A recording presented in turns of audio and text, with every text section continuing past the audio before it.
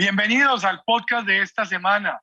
Muchas gracias por acompañarnos, por estar aquí sintonizados con nosotros y por compartir sobre temas de la agenda nacional.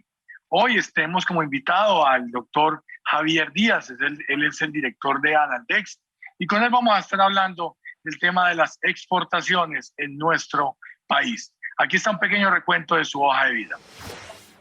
Hoy en podcast con Ricardo Ferro estaremos con Javier Díaz Molina, presidente de la Asociación Nacional de Comercio Exterior, Analdex. Economista de la Universidad Nacional de Colombia, presidente ejecutivo de Analdex desde el año 1997 a la fecha. Ha ocupado cargos importantes como jefe de la División de Promoción de Exportaciones de la Vicepresidencia de Comercio Exterior de la Asociación Nacional de Industriales, ANDI, y en la misma asociación como asistente de vicepresidencia de Comercio Exterior. También se ha desempeñado como profesor de cátedra en las materias de Comercio Exterior y Política Internacional en las Universidades Nacional de Colombia, Externado y Jorge Tadeo Lozano. Pertenece a diferentes juntas directivas de Fiducoldex, Al Popular, Procolombina, Banco Popular, Smurfit Kappa, entre otras, y además hace parte del Consejo Gremial Nacional. Bienvenidos a esta nueva emisión.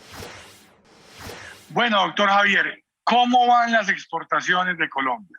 Obviamente todos sabemos que ha habido una caída, pero en lo que tiene que ver con cifras reales, ¿cómo van esas exportaciones? Ricardo, yo empezaría por señalar que venimos de una caída muy grande. En abril del año pasado, las exportaciones cayeron 52% debido a la pandemia y debido al cierre de las economías. Nuestras exportaciones de petróleo en abril del año pasado cayeron 70%. A partir de ahí empezamos un proceso de recuperación. Terminamos el año pasado con una caída por encima del 20%. Y en este año, en los primeros 4 meses, hasta abril, ha habido un proceso de recuperación.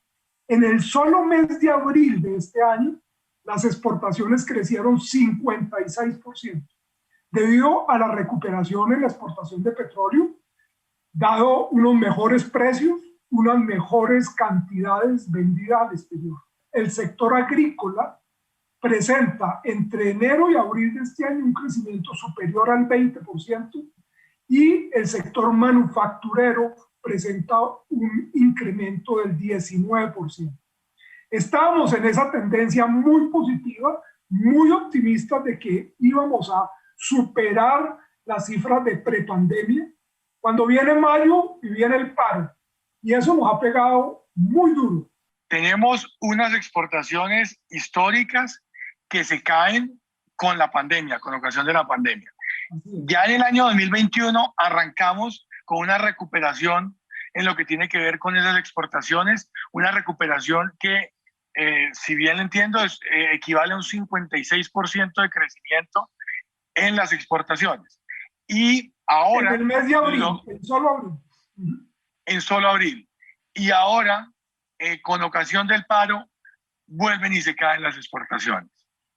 Sí, mire usted lo que ha acontecido, por ejemplo, en café. En café deberíamos haber exportado 1 millón de sacos en el mes de mayo y solo salieron 400,000 sacos.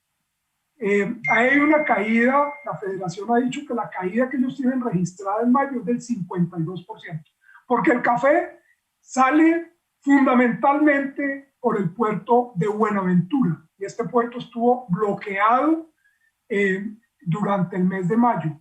Y ese mayo recoge las exportaciones fundamentalmente de regiones como el Cauca, Nariño y el eje cafetero, que han estado bloqueados. Entonces, lo que ha logrado salir son exportaciones de Antioquia, de Santander, de otros departamentos e irse al Caribe. El Caribe es nuestro principal puerto de exportación, particularmente Cartagena. Entonces, los que han logrado moverse hacia el Caribe, donde los bloqueos no han sido permanentes, sino muy temporales, han logrado salir. Pero por eso le digo que no somos muy optimistas del desempeño de las exportaciones en mayo, porque el café nos está mostrando lo que ha ocurrido. Igualmente azúcar sale por Buenaventura, algo de carbón. Esperamos a ver cómo se comporta el resto de exportaciones que salen por el Caribe, pero yo creo que, repito, vamos a tener un mal mes para nuestras exportaciones. Doctor Javier, ¿y ese mal mes qué consecuencias le puede traer a los exportadores en lo que tiene que ver con los compradores en el mercado internacional? Porque pues si yo tengo una cadena de supermercados y yo tengo un proveedor colombiano, pues hombre, yo tengo que suplir ese proveedor con otro, en la medida en que yo no puedo parar mi producción en Norteamérica o en Europa o en Asia o en cualquier parte en donde haya alguien comprándole a un exportador colombiano y que infortunadamente no le haya podido cumplir en este último mes. Ese que usted señala es el mayor riesgo que enfrentan los exportadores en esta coyuntura, porque como yo, como productor, exportador, no tengo la posibilidad de señalar una fecha cierta de cuándo le voy a entregar. Y en el mundo hoy en día las empresas funcionan sin inventarios, el justo a tiempo. Usted tiene que llegar el viernes 11 de junio, tiene que llegar. Si no llega, pues se acaba el producto porque yo no tengo inventarios. Entonces, lo que está ocurriendo es lo que usted señala. Muchos compradores están llamando a los exportadores a decirles, oiga, su producto es muy bueno, la calidad es excelente, el precio es adecuado, pero usted no es un proveedor confiable porque usted no me puede entregar a tiempo. Entonces, lo siento mucho, pero va a tener que buscar otros proveedores en el mundo. Ya hay algunos empresarios que nos han notificado que esto les empieza a ocurrir. Y eso obviamente va a golpear el empleo en Colombia y va a golpear igualmente la posibilidad, bueno, en orden porque aquí sí el orden de los factores altera el producto y es, primero va a afectar las empresas, porque podría conllevar a que se cierren estas empresas si finalmente su comprador o sus compradores están en el mercado internacional y estos compradores cambian de proveedor, pues ahí tendrán un problema como tal estas empresas para continuar funcionando. Y ello conlleva a que finalmente también perdamos empleos en Colombia. Así es. Nosotros hicimos una encuesta al cumplir un mes del paro, ahora en mayo, a finales de mayo, y lo que nos mostraba esa encuesta es que el 92% de las empresas exportadoras e importadoras de una u otra manera se han visto afectadas. Muchas empresas lo que han hecho es, ante la parálisis de sus procesos productivos, mandar sus empleados a vacaciones, anticipar vacaciones o dar unas licencias. Porque claro, yo tampoco puedo, dada la coyuntura, votar a mis trabajadores sin saber qué va a pasar. Porque si la producción se recupera y si la dinámica se recupera, volver a conseguir esa mano de obra calificada pues es muy difícil. Entonces la gente lo que hace es, en primera instancia, paralizar, mandar a vacaciones, licencias, y cuando se agote esto, empiezan ya a tomar decisiones. Muy seguramente algunas empresas pequeñas, medianas, pues van a reducir su capacidad productiva y van a terminar cesantes algunos de los trabajadores, no todos, pero algunos. Yo esperaría que en el caso de exportadores no veamos empresas totalmente cerradas. Lo que hemos visto en cifras de la Cámara de Comercio de Cali, particularmente, que es una ciudad muy afectada, es que microempresas y pequeñas empresas del sector comercio son las que están cerrando definitivamente su actividad. Empresas productivas todavía están aguantando. ¿Qué rol está jugando Analdex en medio de esta situación, doctor Javier? A ver, doctor Ricardo, pues nosotros lo que hemos hecho es tratar de brindar información a las empresas en materia de... Tenemos una comunicación permanente con la policía de carreteras Entonces estamos brindando información de las caravanas que se han podido armar y motivando a los empresarios a que salgan a participar de esas caravanas protegidas por la fuerza pública. Entonces, información es un elemento fundamental. Coordinación para aprovechar ventanas. Oiga, vemos una ventana de oportunidad para salir y llegar a Cartagena. Entonces, aprovechemos eso. Salgamos a las 3 de la mañana de Medellín, durmamos en Bucaramanga, salgamos a las 3, lleguemos a Cartagena. Coordinar eso ha sido fundamental para poder salir al exterior vía el Caribe. Doctor Javier, y dentro de las alternativas que le queda a los empresarios, por ejemplo, el transporte aéreo y otro tipo otro tipo no, básicamente sería el transporte aéreo la única alternativa que quedaría para poder sacar los productos. En ese escenario, ¿qué se ha podido avanzar? No, en transporte aéreo es muy pocos productos los que pueden viajar, porque productos de bajo valor, de mucho peso, no aguantan un flete aéreo. Entonces son pocos productos los que pueden tener esa alternativa. Ahí lo que hemos tratado es con el Ministerio de Transporte, acelerar este proceso de negociación con el nuevo operador para la línea férrea Dorada, Chiriguaná y Santa Marta, de tal manera que podamos tener ese corredor. Lo habíamos utilizado en el pasado, pero ahora precisamente coincidió con el paro que se acabó el contrato, entonces no ha podido utilizar. Igualmente tenemos el puerto internacional de Barranca, entonces la posibilidad de llegar a Barranca y salir por el río Magdalena al Caribe también es algo que estamos motivando a que los empresarios utilicen. Bueno, y el otro tema que hemos estado trabajando es con el Ministerio de Transporte y el Ministerio de Comercio, ver cómo manejamos el tema del incremento de costos, porque usted tiene 45,000 contenedores represados en el puerto de Buenaventura y al empresario le cuesta $1.000.000 diario entre bodegaje y penalidades de las líneas marítimas. Las líneas marítimas me penalizan por no devolver el contenedor a tiempo, pero es que yo no he podido disponer del contenedor. Entonces me cobran entre almacenaje y penalidades $1.000.000 diarios y vamos en 43 días de paro, pues son 45,000 contenedores a $1.000.000 diarios, son 45,000 millones por 43 días. Son unos costos muy, muy grandes que ya lo empezamos a ver en el tema de inflación. Usted vio cómo la cifra de mayo fue una cifra malísima porque lo que uno está mostrando es un crecimiento de los precios de los productos alimenticios. Y buena parte de la carga que hay en Buenaventura pues va a impactar sus costos y va a impactar inflación. Entonces, ver cómo aliviamos esos costos, ver cómo logramos coordinar. Desde ayer empezó a salir carga masivamente de Buenaventura. El corredor está blindado por la fuerza pública, policía, ejército, armada.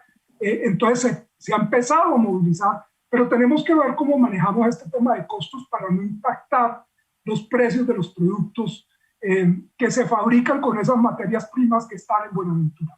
Estamos en un momento en el cual, pues, obviamente que por todo lo que ha tenido que ver con las manifestaciones, la protesta social, el paro, los bloqueos, comenzamos a dimensionar unas falencias en nuestro país en lo que tiene que ver precisamente con esta apuesta grande que ha hecho Colombia para convertirse en un país exportador. Porque pues lo que vemos es que en medio de estas dificultades que estamos afrontando, pues no hay cómo sacar los productos. ¿Qué se puede visualizar hacia adelante? ¿Cómo podemos nosotros hasta cierto punto hacer un control de daños teniendo en cuenta lo que ha ocurrido en estos días? Y no digo precisamente que en el futuro pueda obedecer a algo similar a lo que ha pasado durante estos últimos días, sino puede ser un tema de derrumbes, de cierre de vías, de imposibilidades de sacar los productos. ¿Qué alternativa le queda a un país que le está apostando muy fuerte a ser una despensa agrícola del mundo? Porque como usted bien lo menciona, en todo lo que tiene que ver con el capítulo de la producción agropecuaria, este año 2021 arrancó muy fuerte para Colombia en el capítulo de exportaciones. Entonces, ¿qué podemos nosotros pensar hacia adelante para evitar esas complicaciones y poder permitir que todas estas inversiones no se pongan en riesgo en la medida en que haya imposibilidad de acercarse bien sea al puerto de Buenaventura, que es fundamental en todo este capítulo de exportaciones agropecuarias, pero también a Cartagena, a Barranquilla, a la costa atlántica? Don Ricardo, yo diría que hay que trabajar en varios frentes, son varias las variables que hay que impactar. Uno, en primer lugar, el tema de productividad. Nosotros somos una economía que tiene una productividad laboral muy baja. Si usted compara la productividad laboral de Colombia con la de Estados Unidos, que sea como el referente, lo que hace un trabajador en Estados Unidos para producir lo mismo, aquí necesitamos 4 en promedio. Y en el campo agrícola es más grave aún. Lo que hace un trabajador agrícola, lo que produce un trabajador agrícola, aquí se necesitan 8. Entonces uno dice, tenemos una productividad muy baja. ¿Cómo sube una productividad? Educación. Todo el tema de calidad de la educación es esa variable transversal. Tenemos que mejorar en calidad de la educación en Colombia. Hemos avanzado en cobertura, pero calidad tenemos que subirla.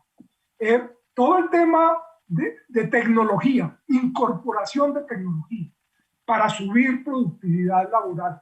Por eso, y déjeme, yo hago una cuña que nos preocupa el proyecto de ley que está cursando en el Congreso para reducir la jornada laboral. Porque uno dice, oiga, si lo que tenemos es que subir la productividad, ¿por qué vamos a bajar la jornada laboral? Pero bueno, tenemos que trabajar en productividad. El otro tema tiene Pero que... ahí, perdón, lo interrumpo, ahí en lo que tiene que ver con derecho comparado en esta jornada laboral, esa reducción de la jornada laboral no acerca a Colombia a los estándares internacionales en lo que tiene que ver con las horas laboradas por una persona. Pero no cuando uno mira cómo está el tema de productividad. Es que yo puedo reducir jornadas y aumento productividad, pero aquí vamos a reducir la jornada sin aumentar productividad. En un país que tiene 18 fiestas, puentes, es decir, tenemos que ver cómo mejoramos productividad para ganarnos esa reducción de jornada. Porque si no, lo que vamos a terminar es bajando producción. O aumentando la necesidad de mano de obra. Pero aumentando los costos también. No, pues sí, o sea, va de la mano, ¿no? Obviamente. O sea, que no es que lo que antes se hacía en 48 horas, ahora se va a hacer en 45, sino que esas 3 horas adicionales tendrá que hacerlas una persona diferente. Algo así, pues no es tan lineal la operación, pero que en el fondo va a terminar sucediendo algo así. Si bien lo entiendo, doctor Javier. Eso termina sucediendo. Ahora, lo que hay que mirar es si los costos le dan al empresario, porque si no, lo que termina es reduciendo producción, porque sus costos no le dan para contratar trabajadores adicionales. Pero bueno, y cambiando el tema o pasando a un tema que usted tocó tangencialmente, que me parece muy interesante, que es la habilitación de la red férrea de nuestro país, que es fundamental también. Pero entonces ahí vienen también los pelos, ¿no? Pero eso hasta qué punto también pues es compatible o va a ser bien recibido por todo el gremio transportador. No, ese es el otro tema que yo quería tratar. El tema de transporte multimodal. Nuestros costos logísticos son muy altos. 13.5% del precio final de un bien es logística. Y cuando uno mira en esa logística, ¿qué es lo más costoso? Es transporte y almacenamiento. ¿Qué ha pasado? Que los costos de transporte se nos han ido incrementando porque solo dependemos del transporte por carretera del camión. Entonces necesitamos desarrollar ferrocarriles, navegación por el río Magdalena, y ahí lo que uno tiene que lograr es, por ejemplo, lo que se está trabajando entre La Dorada y Santa Marta. ¿Cómo lograr que los trayectos que se hacen en camión sean mucho más cortos? Yo no estoy desplazando al camión, estoy combinando los modos de transporte. Entonces, yo necesito llevar carga a La Dorada y necesito que ese camión que llega con carga a La Dorada se regrese con carga de importación que llegó por el tren a La Dorada y retorne a su sitio de origen. Es racionalizar ese transporte. No se trata de eliminar camiones, sino de hacer trayectos mucho más eficientes. Y la carga se pueda mover en tren entre La Dorada y Santa Marta, e incluso que llegue a La Y, en Ciénaga. Y ahí pueda uno tener bitrenes, que son camiones con doble remolque, para llegar a Cartagena, que tienen mucho más frecuencias marítimas. Y ahí vuelve uno y engancha con el transporte en camión. Ese es un tema que se ha ido avanzando. Yo creo que en los últimos años, los últimos gobiernos han trabajado en eso, y particularmente este gobierno ha estado empeñado en el tema de empujar el tema de recuperación de ferrocarril. Bueno, doctor Javier, y finalmente, ¿cómo está viendo el tema de las exportaciones hacia adelante? Obviamente, quitando todos estas dificultades que se han presentado en los últimos meses, pero en lo que tiene que ver con las posibilidades de Colombia como país exportador y esa necesidad que tenemos de crecer en sectores como el sector agropecuario.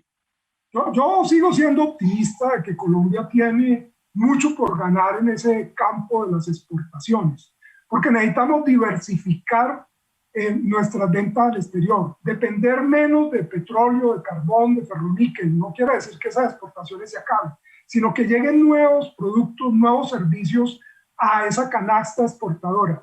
Y creo que, como usted lo ha señalado, en el campo agrícola, agroindustrial, Colombia tiene muchas posibilidades y es lo que puede responder muy rápidamente. Lo estamos viendo en todo el tema de frutas, en el tema de aguacate, por ejemplo, pero frutas muy nuestras. El limón. La gulupa. Sí, claro que sí. Está yendo muy bien a Europa. Llevamos más de 35 años. El cacao también está exportándose muy bien. Entonces, esa parte agrícola, agroindustrial, tiene muy buenas posibilidades. Y manufacturas. Yo creo que Colombia ha tenido una industria liviana en la parte de manufacturas, entonces hay que ver cómo uno recupera esa producción para la exportación. Y hay un elemento, y es que toda esta crisis creada por la pandemia y el conflicto comercial entre Estados Unidos y China ha recompuesto esas cadenas globales de valor en cadenas regionales de valor. Y nosotros estamos en la cadena regional con los Estados Unidos. Entonces, ¿cómo aprovechar esa demanda de productos por parte de Estados Unidos? ¿Cómo atraer inversión que se localice en Colombia para exportar a los Estados Unidos? Creo que es el reto. Eso pasa por solucionar unos temas sociales, los hemos visto en estos días, todo el tema de desigualdad, el tema de empleo, particularmente de empleo juvenil y de empleo de mujeres, que creo que son los más afectados en estos momentos. Entonces, pues las exportaciones son una opción, porque lograr que los salarios de esos trabajadores colombianos los pague el extranjero cuando compra productos colombianos. Entonces, la estrategia es lograr cómo incrementar esas exportaciones para generar mayor empleo y mayores ingresos aquí en el país. Él es el doctor Javier Díaz, el director de Analdex, y con él hemos podido compartir en la emisión del día de hoy. Le agradecemos mucho a él por sus aportes y por poder aclarar ciertas inquietudes en lo que tiene que ver con las exportaciones en nuestro país. Los dejo con la agenda de la semana y ya regresamos.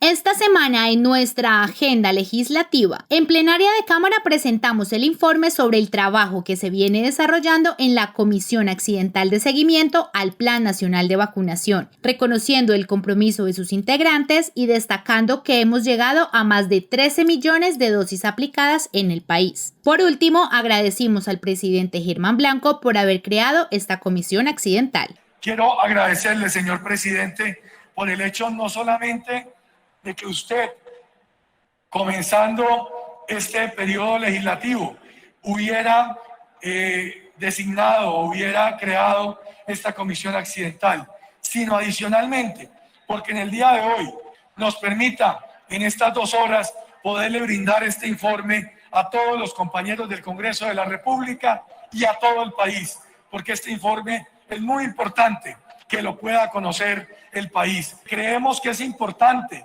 y se lo hemos manifestado al mismo gobierno nacional, unos semáforos que creemos que se están encendiendo y que es fundamental que podamos nosotros en este momento conocerlos y hacer el control de daño respectivo para evitar que se vaya a parar el día de mañana el Plan Nacional de Vacunación. Celebramos la aprobación del proyecto que defendimos como ponentes en el último debate, proyecto sobre la adhesión de Colombia al Convenio de Estambul, el cual beneficiará a la economía naranja, minimizando costos y tiempos de procedimientos aduaneros y creará nuevos empleos en las diferentes regiones del país. En plenaria de la Cámara aprobamos varios proyectos que permiten exaltar la cultura y diversidad de nuestro país, como el proyecto que crea el Festival Nacional de la Marimba de Chonta, el proyecto que declara Patrimonio Cultural de la Nación al Festival de Música Vallenata en Guitarras del municipio de Agustín Codazzi y el proyecto que declara Patrimonio Cultural de la Nación al Festival Nacional de la Tambora y la Guacherna en el municipio de Tamalameque, en el departamento del Cesar. También aprobamos el proyecto que exalta a los habitantes del municipio de Chiquinquirá por sus aportes a la nación como benefactores del desarrollo cultural, económico y social. Por otro lado, aprobamos el proyecto que expide normas para que el sector minero colombiano acceda a los servicios del sistema financiero y asegurador nacional. Aprobamos el proyecto que adecúa la Política Nacional de Gestión del Riesgo de Desastres, en lo ateniente a reforzar las actividades de mitigación y prevención de riesgos, y con ello garantizar la seguridad, la calidad de vida de la población y contribuir a un desarrollo sostenible. De igual manera, aprobamos el proyecto que establece la enseñanza sobre la protección legal y constitucional de la mujer, Ley Ni Una Más, enfatizando la prevención de cualquier forma de violencia que pueda aplicarse en su contra. También aprobamos el proyecto que establece las definiciones, principios y lineamientos para la reglamentación y orientación de la política integral migratoria del Estado colombiano. Le dijimos sí al proyecto que promueve el desarrollo microempresarial en los procesos de servicio social estudiantil obligatorio en los establecimientos oficiales y privados de educación formal en el nivel de educación media. De igual manera, aprobamos el proyecto que reglamenta la prisión perpetua saludable y modifica los códigos penales de procedimientos penal, penitenciario y carcelario. Finalizamos con la aprobación del proyecto que promueve la agricultura y economía campesina, familiar y comunitaria. En nuestra agenda regional, tuvimos la oportunidad de compartir con los habitantes del barrio La Cima y San Simón Parte Baja de la ciudad de Ibagué, quienes dialogaron sobre la situación actual del país, su preocupación por la falta de empleo y de oportunidades para los jóvenes, así como de la necesidad de tener un apoyo importante por parte del gobierno nacional a los emprendimientos colombianos, inquietudes sobre el plan de vacunación contra el COVID-19 y sobre la problemática en el sector transporte referente a los peajes en cuanto a su ubicación y precio. Hasta aquí el podcast de esta semana. Muchas gracias por habernos acompañado, haber compartido con nosotros esta emisión. Si Dios lo permite, aquí estaremos la próxima semana con un nuevo invitado y con otros temas en los podcasts con Ricardo Ferro.